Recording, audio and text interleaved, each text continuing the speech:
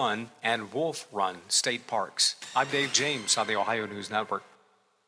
Live and local conversation for the Ohio Valley continues shortly, here on the Watchdog Morning Show with Howard Monroe. African Safari Wildlife Park, the Midwest's only drive-through safari park, is home to many animals from around the world. Feed the animals up close and personal from the comfort of your own vehicle. Stroll the walkthrough with its many exciting animals on exhibit and enjoy educational animal programs. Visit the gift shop for souvenirs, food, and cold drinks. Don't miss out on the fun and family adventure and the unbeatable photo opportunities at African Safari Wildlife Park, located in Port Clinton, Ohio. For more details, visit africansafariwildlifepark.com. I'm Josh from Panhandle Cleaning and Restoration. I hope you are staying healthy. We continue to respond to structural, fire, and water emergencies. We are combating COVID-19 with our highly trained staff and latest disinfection systems, providing preventative and reactive disinfection to facilities around the region, while working with area hospitals on isolation areas and air filtering. At Panhandle, we continue to follow social distancing and hygiene protocols. We are dedicated to our community, and together we will get through this. Attorney Tom McIntyre. Life. It may knock you down, but you don't have to say that way. I'm Tom McIntyre. I'm a bankruptcy attorney, and I'm here to help you. Give us a call, and we'll send you a copy of my free book, When Bad Things Happen to Good People. It's an interesting read, and it'll explain bankruptcy to you like no other book does. Give us a call. We're here to help. Call Thomas E. McIntyre and Associates at 304-232-8600. Allow us to help put you back on the road to financial success. Introducing our new redesigned 7 News app. Our new app features a sleek, modern design and easy-to-navigate home screen with quick access to local news content and a localized weather forecast. Subscribing to notifications is easier, and with one tap, you have access to recent push notifications. There are more ways to watch and find video. To get the new WTRF 7 News app, just update the latest version or download the WTRF 7 News app in your Apple or Google Play Store by searching WTRF. The Pro Football Hall of Fame wraps up the greatest enshrinement week ever with the concert event of the summer, when Brad Paisley and Leonard Skinner headline the Concert for Legends, Monday, August 9th at Tom Benson Hall of Fame Stadium in Canton. Tickets for this one-of-a-kind concert experience are on sale now at ProFootballHOF.com. Brad Paisley, I'm gonna miss her. Leonard Skinner, sharing the stage for the first time ever in Canton, Monday, August 9th. Get your tickets at ProFootballHOF.com. Over the years, you've brought opioids into your home. They helped when you were in pain, and you held on to them just in case. But holding on to opioids puts your family at risk. Learn more at www.fda.gov/drug disposal. For all of your IT needs, visit OmniPerforms.com. Omni Strategic Technologies, the only IT company that the Watchdog trusts. Hello, everyone. From the Watchdog, I'm the Storm Tracker, Darnell Foster. With a look at your local weather forecast for your Thursday. Under mostly sunny skies, a pleasant day, a high near 80 degrees. You'll see.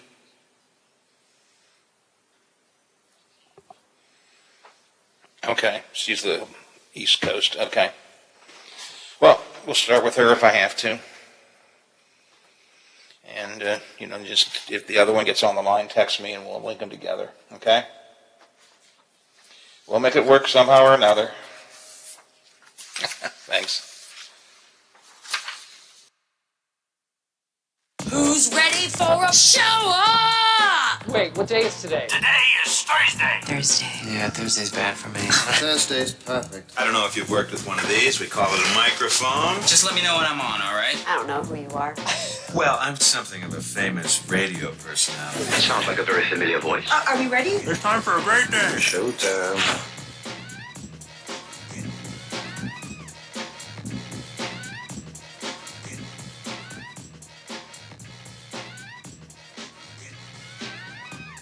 Informing and entertaining the Valley for over 25 years. This is the Watchdog Morning Show with Howard Monroe in the 100 Days of Summer.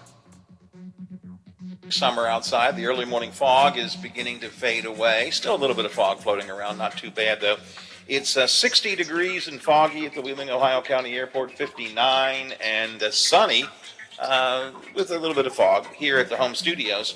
In the Elm Grove section of Wheeling, 59 degrees at the Robinson Auto Group Studios downtown Wheeling, in the heart of the Ohio Valley. Thanks to former Congressman Bob Ney for giving us some lively debate in the last segment of the show. Bob and I completely disagreeing on the issue of the Insurrection Commission and the way Nancy Pelosi handled it. I think she was wise in getting rid of Jim Jordan and others.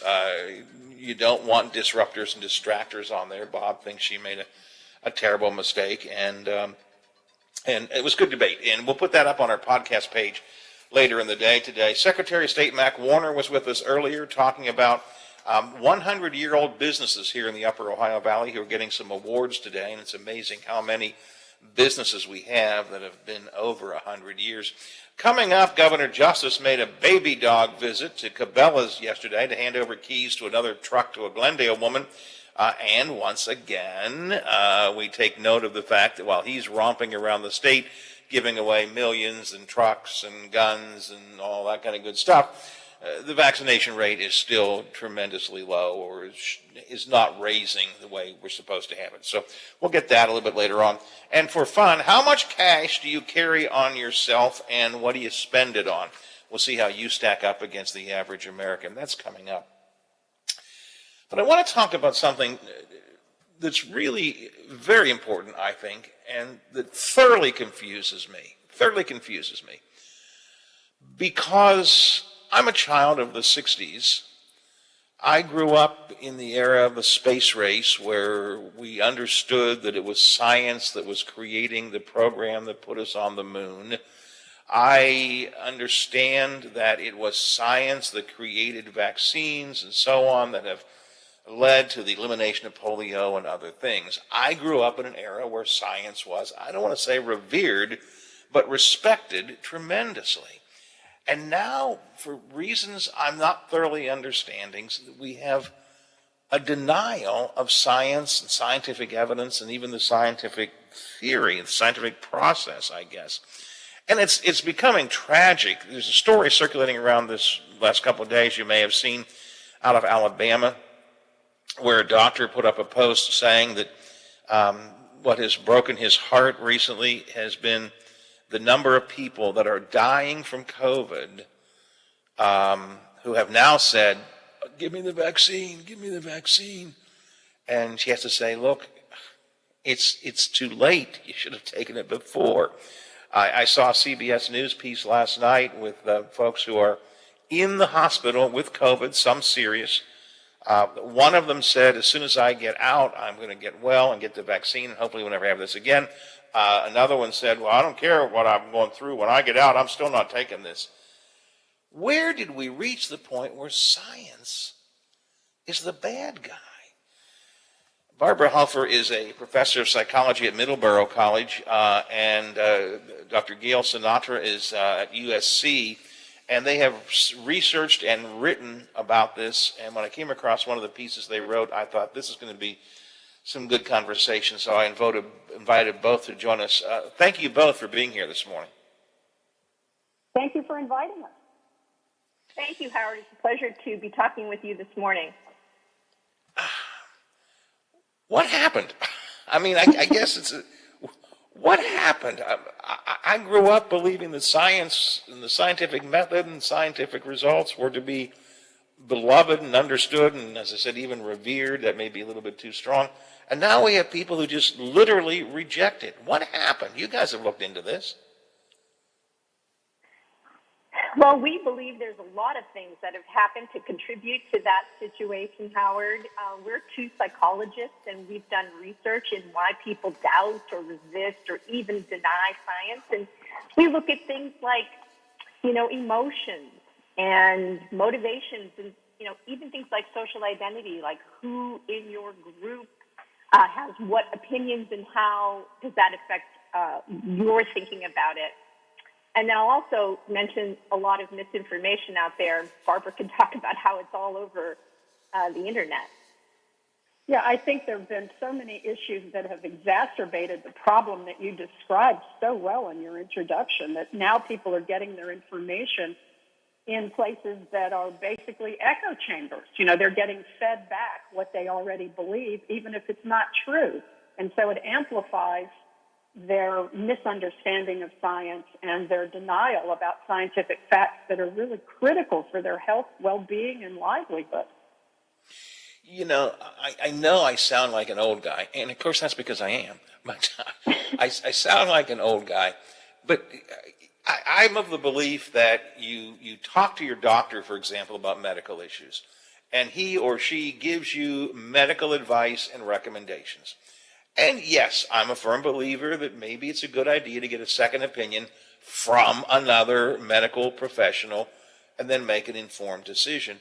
But these days, and correct me if I'm wrong, people are making medical decisions, specifically, without they're not making the informed decisions. They're just making decisions based on, as I think, Gail, I think you said, and Barbara, you brought up the misinformation. Gail, I think you said it's, to some extent, what are my friends and family thinking, instead of trusting the people who have the knowledge. I guess I'm just an old guy. It just seems so bizarre to me.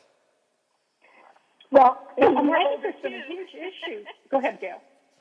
We're older too, and we both grew up in that era where there was, 3 television stations, and you got similar information across a wide swath of people of all faiths and people of all political persuasions. But today, as Barbara mentioned, we are only talking to each other and only listening to people in our own group. And, if your group is a bunch of infectious disease doctors, then maybe you're getting great information. But if it's not, maybe you're listening to a lot of misinformation and misleading information. Science has become political. Is that a fair statement?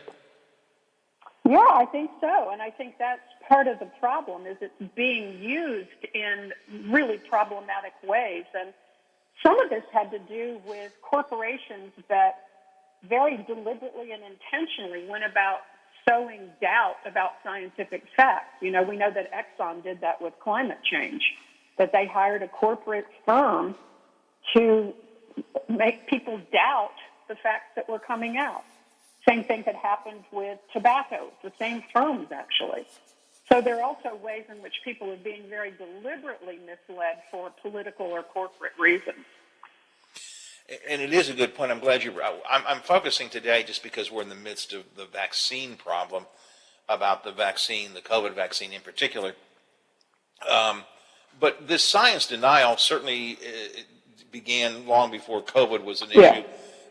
Climate change may be the next best example. I mean, to me, there is.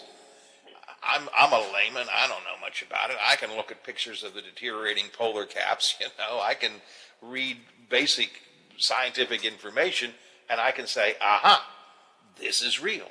And yet there are people who look at this and read this stuff and just for whatever reason don't believe it.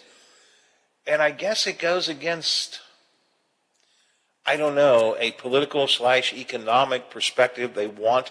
Let me ask you, is it hope? Is that what it is? We hope that there's no for example, climate change. We hope there's no climate change, because that doesn't sound good, because then we have to make a lot of changes to our economy. So we'll believe there isn't, and maybe it'll go away. Is that too simplistic? Well, sure. There's a lot of different emotions that are involved in thinking about these scientific issues. For example, you might be angry because you don't believe the science, because your friends on Facebook are telling you it's a hoax. You might be frustrated because you think I'm going to have to change my lifestyle or even my job. You might be anxious and hopeless if you accept that these things are changing, but you feel it's too late to do anything about it. So yes, our emotions come into play here as we're trying to understand the science. All right, so you two have a book called Science Denial, Why It Happens and What to Do About It. Let me talk about that second part for a second. For those of us who say science should tell us things that we should believe, what do we do about the fact that so many people don't accept that? Are we going to change people's minds, or what? How do we deal with this in our world today? Well, I think one of the things to recognize is that people have multiple authorities they listen to. They have multiple identities at play. And part of what we have to do when we want to talk to people who might think differently and erroneously about some scientific issues is draw on those other parts of the self. An example I like is a yoga teacher in my community was reluctant to vaccinate her child for childhood vaccinations when she was little because her mother's group, which was very influential in her life, told her not to. But then when she realized when the child was about 9 that she was having an impact on immunocompromised kids in her school, she decided to vaccinate her, and she's now been a big advocate for that. But somebody helped her draw on another part of herself, another way of thinking. And I think this happens a lot, and we need to recognize it. The same as you talked about doctors as authorities, but getting people to really go talk to their doctors rather than to read Facebook about whether to get vaccinated right now. Well, it comes down to who do you trust. We've looked at several different surveys recently on how many institutions have lost respect in our society. People trust strange things anymore. So I guess some of it does boil down to who do you trust. You had an interesting line in one of the articles I read, which goes to a point of something I've often said before. Let me share this with our audience from the piece you guys wrote for the conversation. Journalists who present both sides of settled scientific arguments can unknowingly persuade readers the science is more uncertain than it actually is. And I've often thought that we in this business are always trying to make sure we're so fair. There's a scene from Fiddler on the Roof. My audience heard me talk about it often. It's one of my favorite scenes from Fiddler on the Roof, where Tevye is marrying off his daughters, and every time he goes up on the mountaintop and he says, on the one hand, she is going to marry outside the faith. On the other hand, she is my daughter. I love her. And eventually he says, on the one hand and on the other hand. And he stops and he pauses and he says, no, there is no other hand. I think of that because sometimes I think we have to say there is no other hand. When we try to be fair, we're actually being unfair because we're presenting non-facts, I guess. Well, that's right. If it's a 50-50 issue up for debate, then have two people on with two different points of view so we can hear both of them. But when you realize that, I'm not sure the number, but well over 95% of medical professionals have taken the vaccine themselves, it isn't really a 50-50 debate among those who are understanding how this vaccine works and its efficacy and its safety. So if you put two people on to discuss it, you do get this 50-50 impression when the actual information and data out there are perhaps 95 to 5. So you have to give the correct impression of what science really is suggesting. And we know this is true with the climate change research, too, because there was a period where it seemed as though every newscast had to put a climate denier on. And then finally, there were a number of companies that came out. The BBC was the first to say, we will no longer allow that. It doesn't make sense. We're misrepresenting what we know. We saw that outside of science to some extent during the latter part of the Trump presidency, where the media began to actually label many of President Trump's untruths as just not correct, not factual, and began to actually say these facts that he gave you are not true.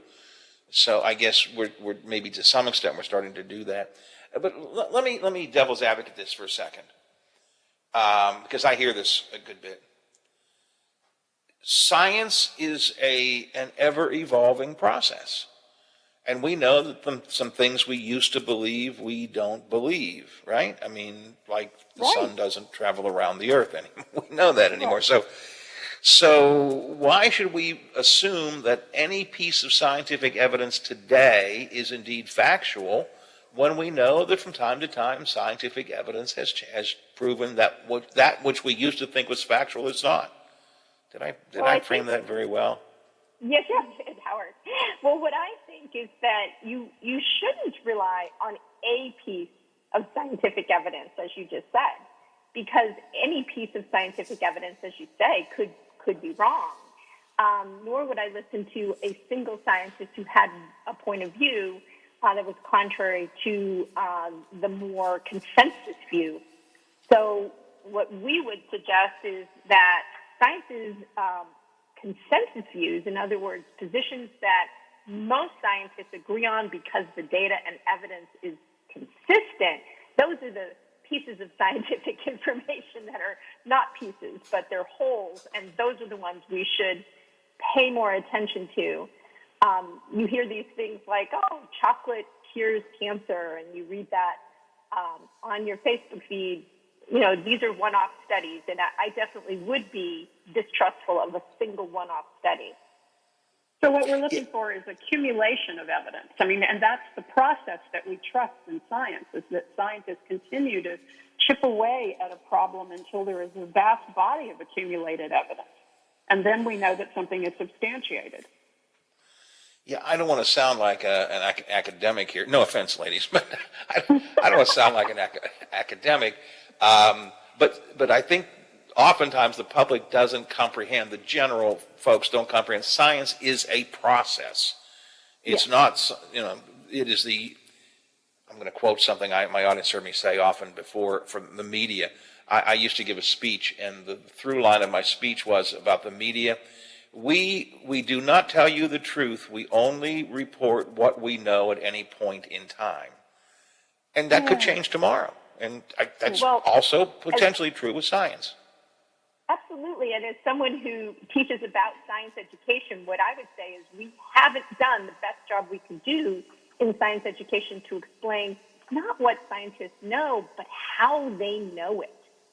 For example, with the vaccine, you know, how do they know that it's working? What's a clinical trial? How many people participated? You know, and the other thing with the vaccine is everyone's saying it was developed so quickly.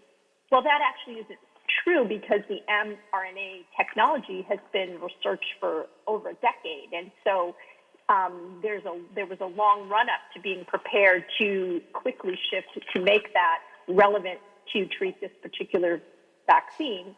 And so I think what we need to do is help the public through better public understanding of science and through better science education understand that, yes, it evolves, yes, it changes, but we can share the process of how that change comes about better, and people would, I think, appreciate that. I would agree, and I was going to ask you about what role does education play, and you've given me a good answer here. And I don't want to go down this road any further with you guys because this is something we talk about a little bit more here on the show, which is more the political side of things. But sadly, even education itself has become politicized. When people hear and see things in a school that they don't like, they pull away from the school. They create their own schools. They leave the public system. They don't like when certain things are taught in science, so they'll just get away from it. They don't want to hear uncomfortable truths about our society, and they label it critical race theory, and they walk away from it. So, I mean, even education has become so politicized anymore. Well, that's right. I agree with you. Think back, you know, to Richard Nixon creating the EPA. You know, science was considered a way for us to broaden our economy and strengthen our society across the spectrum of political views. But some, I would say, bad actors have deliberately politicized scientific information for their own reasons, and that's unfortunate because back to the vaccine, you know, the coronavirus doesn't care if you're a Democrat or a Republican. Yeah, exactly right.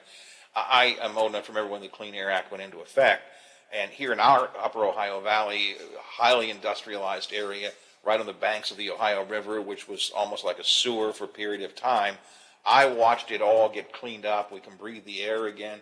I had friends who used to work for billboard companies that had a full-time crew that would go around every day to clean the soot off the billboards, because that's how sooty the air was. You couldn't fish in the river, now you can.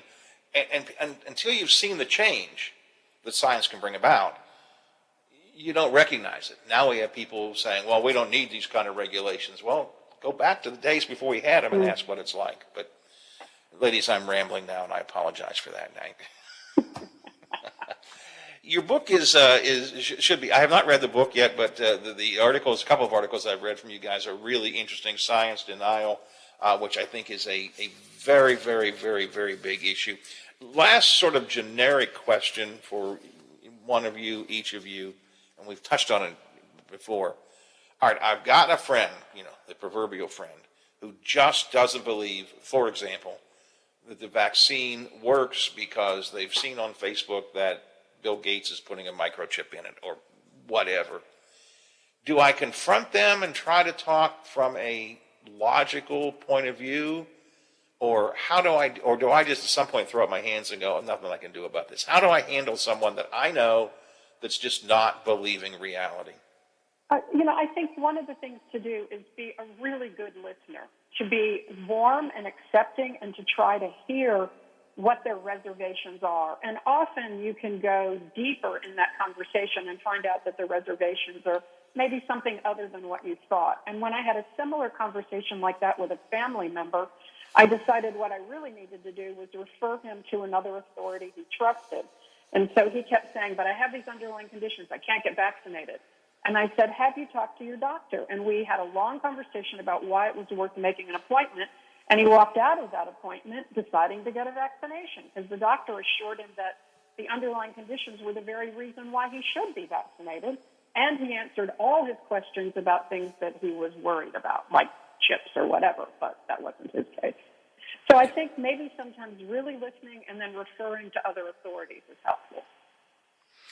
Yes, and I would add that some people have some people have real legitimate concerns. For example, my niece was vaccine hesitant because her Facebook friends told her it was going to make her infertile. So that's a legitimate concern. It isn't correct. And when she got that information that it wasn't correct, she did get vaccinated. And now she's posting on her Facebook page how everybody should get vaccinated. So sometimes it's just that you misunderstand the situation because you've been told information that you are deeply concerned about. And certainly that would be a concern that you need to have alleviated. And going back to the issue we talked about before about treating both sides equally, vaccine, for example, there are people who have had bad effects from the vaccine. But you have to weigh that against the large number of people who have not. And part of the problem I see is that they get almost equal weight, or the headlines are just as big, maybe even bigger, actually, when there's a bad result. And it's one guy over here compared to hundreds of thousands of people over here, but that gets the headlines. So, well, we humans are super great at probabilistic reasoning, and yes, there is a slight risk of everything we do, right? But you have to weigh that risk against the alternative. Nothing's risk-free. You get into your car every day. That's a much greater risk. So nothing's risk-free, but it's really the relative risk of some side effects or adverse reaction to the vaccine versus ending up on a ventilator in the ER with COVID. You have to weigh the relative risks because nothing is risk-free. Absolutely. And we agree with you that there's a problem in the media here. I mean, that has been an issue of, trying to get eyeballs to look at whatever you've posted and a headline writer who's trying to grab attention. And unfortunately, that does not present the science well. No, you've got to put it in perspective. And look, I believe news is that which is out of the ordinary. That's kind of what defines news. Yeah. So if 100,000 people cross the street today and don't get hit by a car, we don't report it. Right. But if one person does cross the street today and gets hit by a car, there it is on the front page. And I think I defend that from a journalistic point of view, but we've got to be careful when we start talking about things that are more critical than that. Does that statistic I just gave mean that we should no longer allow people to cross the street because one person, I don't know. Hey, I really appreciate your time today. This was an excellent conversation. I very much appreciate it. I've learned some things here, and I hope folks have too. And maybe we'll do this again sometime because there's probably a lot more we could talk about. Thank you so much. Thank you very much, Howard. We really appreciated chatting with you and your audience. All right. Thank you. I appreciate it very much. Y'all have a great day. I appreciate it very, very much. Good conversation this morning. I came across an article. There's a website that I read frequently called The Conversation. It is, it's not a Fox News thing. They're academics who write for The Conversation. It's not highfalutin, academic journal, but it's always from folks who have an academic background who present a lot of issues. And that's where a lot of these ideas I pick up come from. And I came across this one, Science Denial, Why It Happens and What We Can Do About It. And I wanted to invite Dr. Gail Sinatra and Dr. Barbara Hofer to join us this morning. That was good conversation. At least I think so. And you know what I always say, Biff? If I like it, it's on the show. Yes. That's it. That's the way I work it. Wheeling police looking into some shots being fired in East Wheeling overnight last night. About 11:50 last night, cops were called to 15th Street after residents reported hearing gunshots. After searching the area, several shell casings found along the street. This is right across from the AP substation there on 15th Street. Police say no one was injured. There are no suspects at this time. Call the cops if you have any information that might help them further investigate this. Didn't we have shots fired and casings found in this pretty much the same area like a week or so ago, Biff? I think so. Yeah, I mean, I think there was a very similar incident. I tell you what, it was shortly after the day that I talked about the cops in this neighborhood saying they had more important things to do than following up on fireworks. I just remember that. I'd said that one day, and the next day there was a shots fired incident. Not in the same area, but that's how I remember it in my mind. Anyway, Wheeling police investigating shots fired on 15th Street. We'll have more from that, about that from Bob Westfall and the folks at the Big Seven coming up in a bit. Let's check some headlines from around the great Mountain State with Metro News right now. The Metro News Update is brought to you by Thomas Auto Centers, Mall Road, St. Clairsville. Get the best deal at Thomas Auto Centers. West Virginia. Okay, they were pretty good. Yeah, it turned out. Sometimes you get these professors, I'm never sure, but they turned out pretty good. I like that. Heck, so, I hate to say these next words because there's still 22 minutes. We've had a pretty good show today, Ben. Oh, exactly right. But actually, it's turned out to be a pretty good show. If I do say so myself.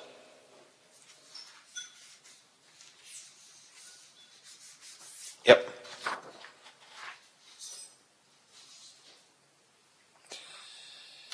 Okay.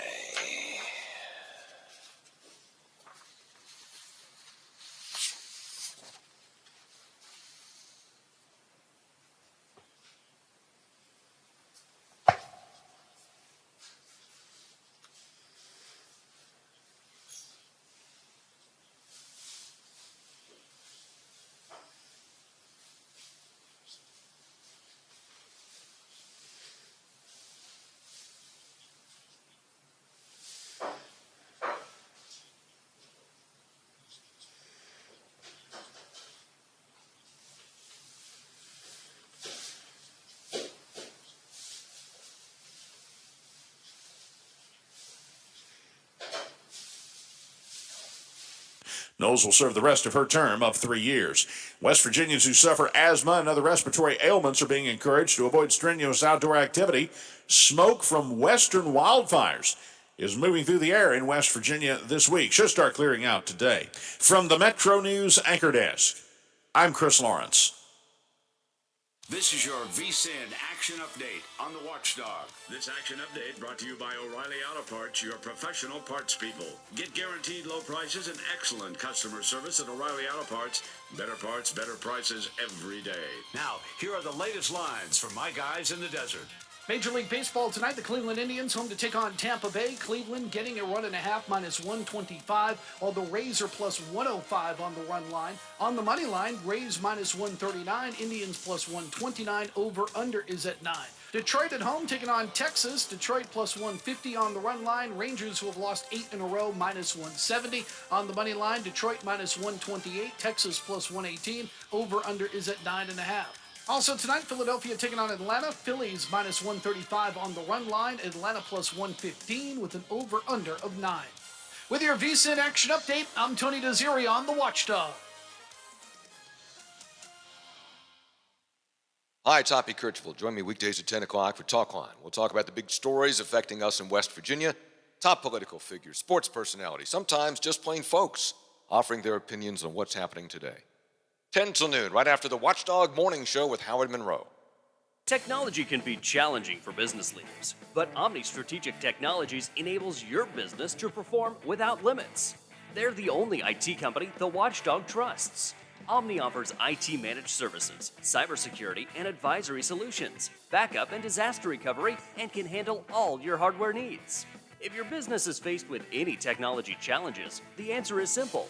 Call Omni Strategic Technologies at 304-242-7600 or visit them at www.omniperforms.com.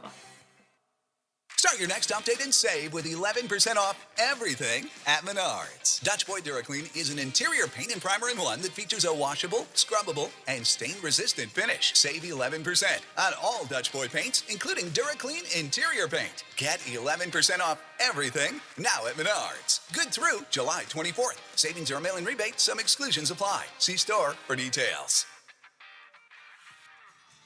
Save big money at Menards. Attorney Tom McIntyre. Life. It may knock you down, but you don't have to say that way. I'm Tom McIntyre. I'm a bankruptcy attorney, and I'm here to help you. Give us a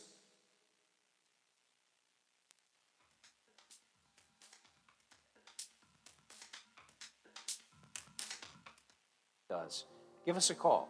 We're here to help. Call Thomas E. McIntyre and Associates at 304-232-8600. Allow us to help put you back on the road to financial success. Step up your career with an MBA from Ohio Dominican University. At Ohio Dominican, you can earn your MBA 100% online in just 16 months. With 7 high-demand concentrations, including data analytics, risk management, and now healthcare administration, an MBA from Ohio Dominican fits your professional goals. It's also one of the most affordable programs in the region. Classes start soon. Get started at ohiodominican.edu/MBA. This is the sound of a popular American motorcycle. It's the sound of freedom, the open road, really good times. And this is what it sounds like with a drunk guy on it. How do you like the sound of that? Cops are cracking down on drunk motorcycle riders. If you ride drunk, you will get caught and you will get arrested. Drunk riding, over the limit, under arrest. Paid for by the U.S. Department of Transportation.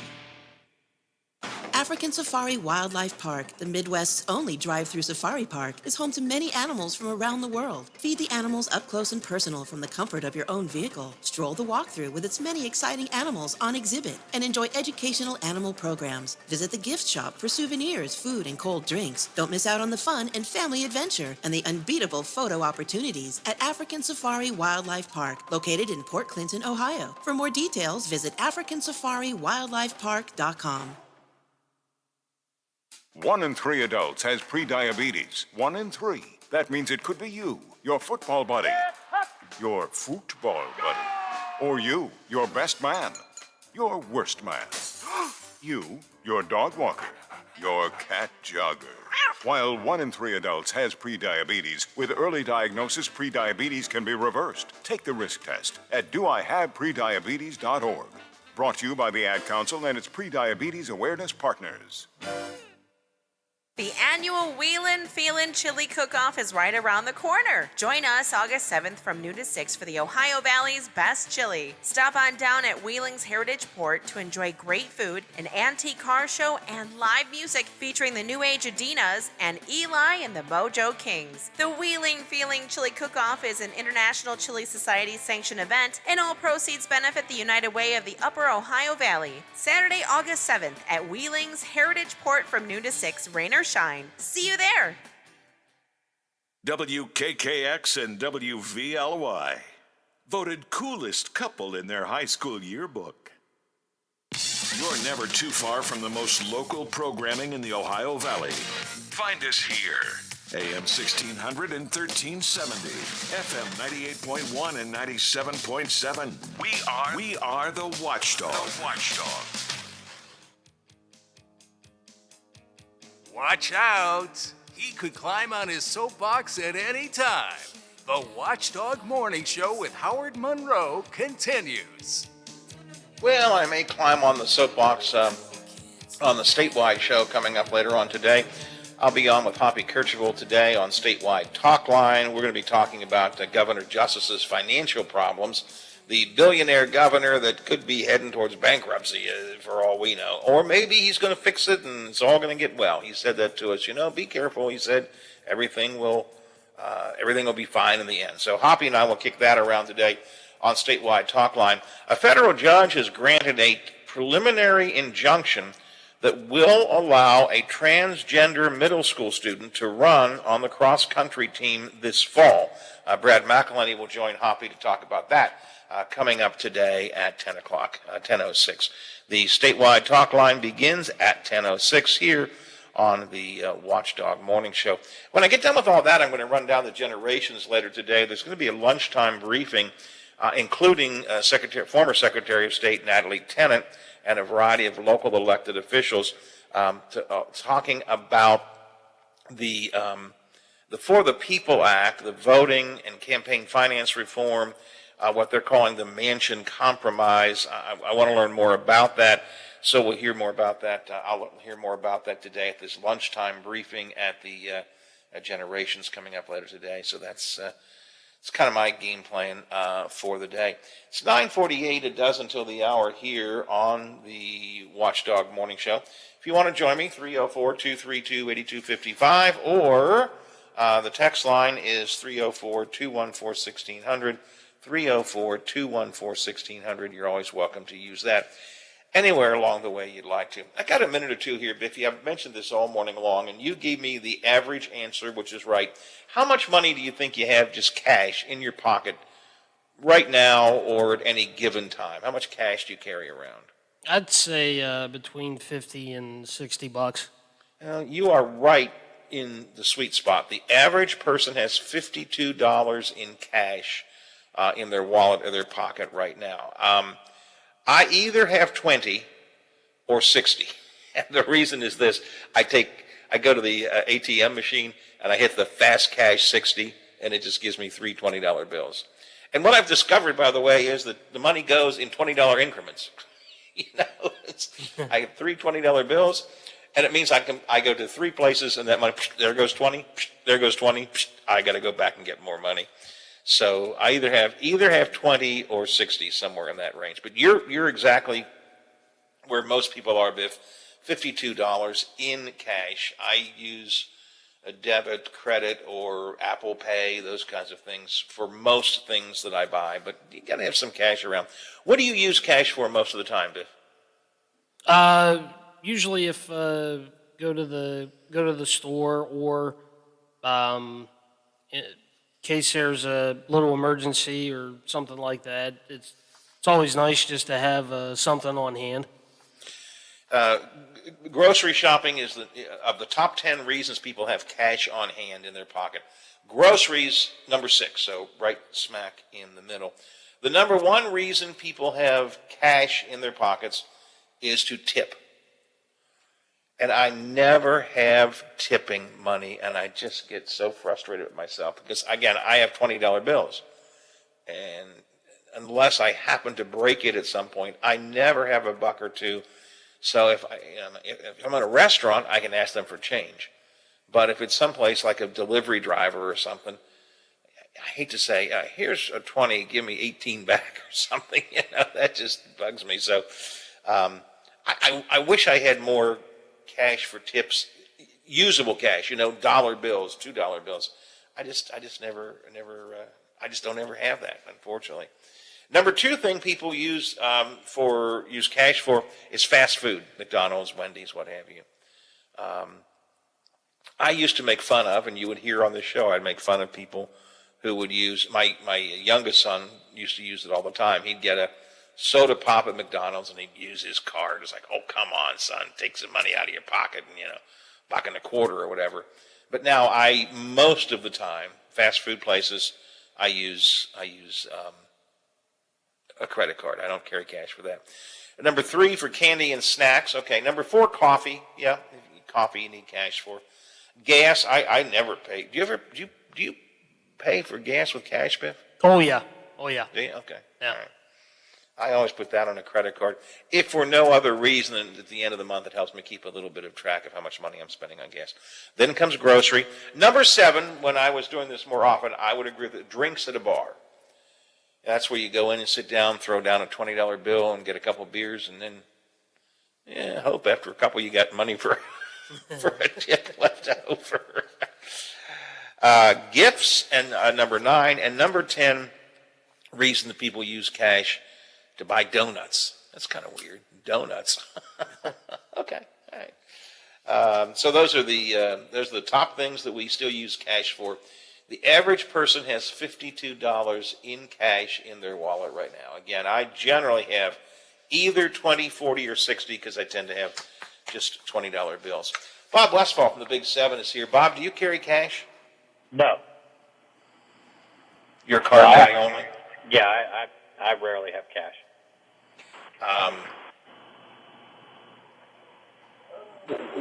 What don't you feel that sometimes you miss out? Like, how do you leave a tip? How do you tip a delivery driver, for example? Oh, I assume it's included in the fee. There you go. Okay, fair enough. Good enough answer. I don't use cash very often, and my problem is I don't have the kind of cash that lets me make a tip. As I was telling the audience, I go to the ATM, hit the fast cash 60, which means I get 3 $20 bills. Right. And that's, I carry that around until the $20 are gone, and then I have to go get more. So the average American has $52 in cash in their pocket. I just thought that was kind of interesting. Yeah, I'm rarely doing $52 in the first place, but anyway. I hear you. I guess you're following a shooting in East Wheeling this morning, right? Well, shots fired. We have a shots fired incident with the police reported this morning around almost midnight last night. Police were called to 15th Street. Residents hearing us gunshots. I think this is the third shots fired incident in that area, probably in 4, maybe 5 weeks, if I go back, if I remember correctly. At least That's in what I those was thinking too. Yep. So anyway, they're asking for information to give the Crime Stoppers a tip line a call or call Wheeling Police. But yeah, apparently this is the third one. I think I can go back. I think there was one further up, maybe on 14th Street and McCulloch or somewhere up in there. But yeah, I think this is the third one. Wheeling Police is investigating it, so we'll see what happens. So anybody has anything out there, give the police a call. What else are you working on today? All right, a couple other things we're working on is Wheeling Chamber honoring, actually Wheeling and Wellsburg Chamber both honoring businesses with over 100 years of service to their communities. So DK Wright is covering the one here in Wheeling, and Colin Roos will be at the one in Wellsburg. So it's kind of an amazing thing, considering the economic situation in the Upper High Valley, and then the COVID of the past year. To have a business that's got 100+ years and still be going strong is unique of itself. So it's quite interesting that they're going to honor those people today. We were talking with Secretary of State Mac Warner about this earlier this morning, and think of how many different kinds of problems a 100-year-old business has to have gone through. We certainly think of COVID most recently, physical disasters like floods, those sorts of things, economic disasters, political upheaval. You think of how much these businesses have gone through in 100 years and somehow have found ways to survive. Well, you figure if you go back 100 years, these businesses started in the middle of the Spanish flu. Yeah, that's a good point. That's actually a good point, yeah. You got the Spanish flu, you've got 2 world wars, you've got the Great Depression, you've got the Great Recession, you've got Vietnam, Korea, and yet these businesses are still there, and they're still serving the High Valley. So that's really exciting. So, I'm all for it. I mean, it's just fantastic. I'm really proud that the chamber are recognizing these people today. That's just astounding. 100 years. And you'll have a lot more about this on the TV, but when I look over the list of businesses, you know, from educational institutions to industrial businesses, to nonprofit organizations, to you know, just so many different types of organizations and businesses still around 100 years later. It's a really neat story, I think. Yeah. So, DK is covering the one here in Wheeling. Colin will be up at the one in Wellsburg this afternoon, actually, or later this morning. So we'll have that. Great story out of Payton City. The Avengers assembled last night. I know we had a little bit on it last night at our 10 and 11 o'clock. The Avengers assembled, took a bus, which is, you know, Tony Stark must have been out of town. But anyway, they went down to Payton City. They tried to brighten up a young man that is battling leukemia. Our newest, Ashley Kaiser, will have that story. We'll have a package together on that. So really excited about that package. It's again, and I keep gushing about the Ohio Valley, but when we need people to step up, they generally do. So this is one of those feel good stories. So I'm really liking that. I can't wait for Ashley to see what Ashley does with it. So that's a good one. I agree. And then a not so good story: a $26 billion settlement. Won't say it's been reached, but it's been broached in the opioid crisis. The Ohio AG says he'll accept it. He's going to take it. West Virginia's AG Patrick Morrissey says he doesn't think he will. He doesn't think West Virginia is being fairly represented in this settlement. He feels that obviously West Virginia has been hit the hardest. They probably should get a little more of the pie on this one. So we'll see how that one develops. So interesting. $26 billion to be divided among those states involved. A lot of money, but Patrick Morrissey feels West Virginia deserves a little bit more. So we'll follow. I think his argument is it's not being divided equitably by population, basically. Right, and I think he's looking more per capita how it's affected. You go to the state of Ohio, you have more population, and so therefore the per capita is a little bit lower of those involved. Whereas West Virginia has the lower population, but their per capita people involved in this is higher. So he's thinking, West Virginia deserves a little bit more. So we'll see how that goes. We'll talk about that. Also, the move-over law, I think Ohio and West Virginia both have that. We'll be talking to High State Highway Patrol. There is a 6-state enforcement going on right now. It goes on through the weekend. So we're going to talk to High State Highway Patrol about how important it is to move over when you see emergency lights, and it's any lights. It's tow trucks, it's construction vehicles, move over or slow down. So we're going to get that out there and get that explained and what the Ohio State Highway Patrol is doing to enforce it. Beautiful weather, so not much on that. Queen of Queens is tonight at the Capitol, so we'll be there for that. So there's lots of good stuff. Yeah. Noon 5, 6, 10, 11, 5:30 statewide show, always at WTRF.com on your Facebook page. And for those who are smart, you download the brand new WTRF news app and also Storm Tracker 7 and kind of take your news with you on your phone. Pretty good way to do it. Bob, I got to run. We'll talk to you tomorrow. Thank you, my friend. All right, guys. See you tomorrow. Biffy, I'll see you tomorrow morning, 7 o'clock. Go to Wheeling Creeks Don't Rise. Are you back with me? Back to close out the week. We'll keep on doing it till we get it right. That could be a long time. You betcha. The Watchdog is FM 98.1, AM 1600 WKKX Wheeling, FM 97.7, AM 1370 WVLY Moundsville. The ABC News is brought to you by Thomas Auto Centers, Mall Road, St. Clairsville. Get the best deal at Thomas Auto Centers. Vaccinations. All righty. Turned out to be a good show. I like that. I don't think we've had one that's been quite as well put together as that one, and it had nothing to do with me. It just all sort of flowed. Even the Bob Nash screw-up actually worked out pretty well. So, hope Bill's okay. We make fun of him, but he worries me, that poor guy. Hopefully the doctors will discover it's nothing big or no big problem. I'm doing Hoppy, then I'm doing this thing at Generations. but I'll be around if you need me. I may even stop down this afternoon. I'm not sure after I get done at Generations. I'm sure you'll be gone by then, but maybe I'll stop in anyways. But if you need me, I'm around, so just give me a call. Otherwise, as always, I'll talk to you in the morning. I have nothing planned except McCabe, but I'll probably actually round up some guests while I'm here. There's going to be a bunch of people at this thing at Generations, so I'll probably round up some guests while I'm there. And yeah, exactly. Natalie's going to be down there. If nothing else, I'll get her to come on. Or I don't know who else is going to be there, some other statewide people, but I'll figure something out. All right, if you need me, call me. Otherwise, have a good day. Talk to you in the morning. Thanks a lot. Appreciate it. Bye. It's burning in the United States right now, but another large wildfire south of Lake Tahoe has grown and moved into Nevada.